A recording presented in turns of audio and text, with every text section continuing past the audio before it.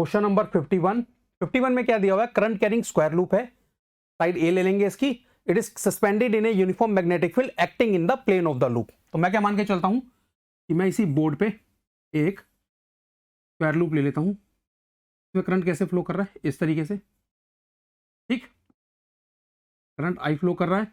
अब साइड ले लेता हूं मैं ए, इसकी कितनी साइड ले लेता हूं, ए, स्क्वायर लूप है तो सारी साइड सही होंगी, नेमिंग कर देता हूं ए बी सी डी। अब उन्होंने बोला है कि जो मैग्नेटिक फील्ड है वो यूनिफॉर्म है और वो इसके प्लेन में ही एक्ट कर रही है, तो मैं मान लेता हूं मैग्नेटिक फील्ड लाइंस ऐसे जा रही होंगी, मैग्नेटिक फील्ड लाइंस आपकी इस तरीके से एक्ट कर रही है।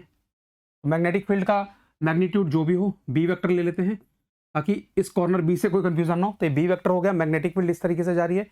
अब सवाल उठता है कि यहां पे दो साइड ऐसी हैं, एक ए से बी और सी से डी, इनके ऊपर कोई भी फोर्स इस मैग्नेटिक फील्ड के कारण नहीं लगेगा, क्यों, देख लेते हैं। फोर्स का आपका रिलेशन क्या आता है, B into I into L into sine theta.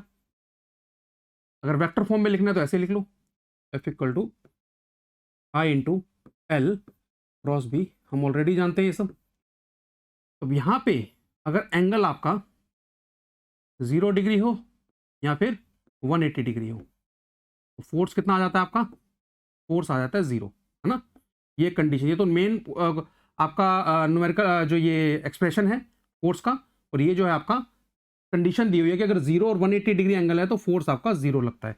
अब ए से बी जब करंट जा रहा है तो वो मैग्नेटिक फील्ड के अलोंग है वायर, वो करंट मैग्नेटिक फील्ड के अलोंग ही जा रहा है, जो आपने मैग्नेटिक फील्ड यहाँ पे uniform on this board apply की हुई है।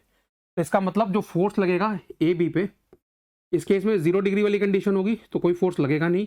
उसी तरीके से सी से डी जो करंट आ रहा है, करंट इस तरफ आ रहा है, मैग्नेटिक फील्ड इस तरफ है, 180 का एंगल हो गया, इस केस में भी आपका सी टू डी जो फोर्स होगा वो 0 होगा।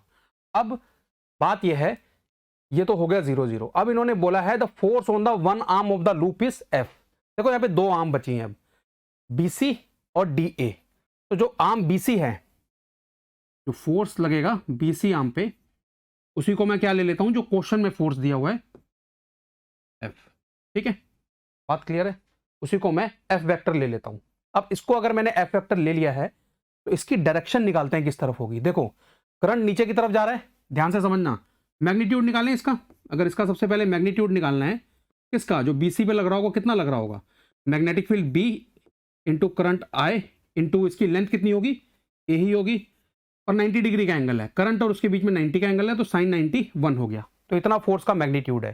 डायरेक्शन क्या होगी इस फोर्स की, बी सी साइड पे डायरेक्शन क्या होगी फोर्स की, जिसको मैंने वही फोर्स ले लिया जो क्वेश्चन में एक आर्म में बोला था ना, यही वो आर्म मैंने कंसिडर कर ली। अब इसकी डायरेक्शन क्या होगी, जब आप रूल लगाओगे प्रॉपर, ठीक है, फ्लेमिंग लेफ्ट हैंड रूल से भी देख सकते हो, एफ बी वी लेके चलते हैं, जो आपकी सेंट्रल फिंगर है उसको क्या लेते हैं, velocity of the charge particle, यानी करंट भी ले सकते हैं। तो अगर मैं बी ऐसे रखता हूं और आई ऐसे रखता हूं तो फोर्स कैसा आ रहा है, ये जो फोर्स आपका आ रहा है ये आ रहा है direction wise out of page. ये कैसा आ रहा है, आउट ऑफ पेज, ठीक है। उसी तरीके से अगर आप फोर्स इस पे निकालोगे, किस पे, एडी साइड पे, ठीक है, तो एडी साइड पे जब आप फोर्स निकालोगे,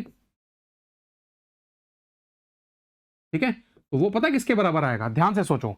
अगर एडी साइड पे जो फोर्स लग रहा है उसका आपको सिर्फ मैग्नीट्यूड निकालना है, तो वो कितना आएगा, इतना ही आ जाएगा बच्चे, B into I into A, clear. और उसकी जब आप डायरेक्शन निकालोगे, उसकी जब यहां पे इस साइड में फोर्स लगेगा वो आएगा इनटू द पेज, तो इसकी जो डायरेक्शन आएगी बच्चे वो आएगी इनटू द पेज। तो ध्यान से समझना इस बात को, जब इस साइड पे out of the page force आ रहा है और उसको हमने क्या लिया है, एफ वेक्टर, एज पर जैसे क्वेश्चन में गिवन था, तो इस डायरेक्शन इस वाली साइड पे उतना ही फोर्स आ रहा है इनटू द पेज, है ना, तो उसको हम क्या ले सकते हैं, माइनस एफ। बात क्लियर है, इसको हम क्या लेके चल सकते हैं, माइनस एफ। तो दो साइड पे तो फोर्स लगा नहीं, इस पे लगा आउट एफ वेक्टर, इस पे लगा इन माइनस एफ वेक्टर। तो इन्होंने बोला है the net force on the remaining 3 arms. तो अगर इस आर्म में हमने आउट ऑफ द पेज, इस आर्म में मैंने बीसी आर्म में out of the page F vector लिया है, तो बाकी 3 में कितना लग रहा है, 0 0, इसमें लग रहा है माइनस एफ। तो यही आपका आंसर हो जाएगा नेट। बाकी 3 आर्म्स में कितना लग रहा है नेट, माइनस एफ वेक्टर। तो कौन सा आंसर हो सकता है बच्चे आपका यहाँ पे? आपका यहाँ पे आंसर होगा ऑप्शन नंबर डी। कौन सा आंसर होगा आपका यहाँ पे? Option number D. Thank you.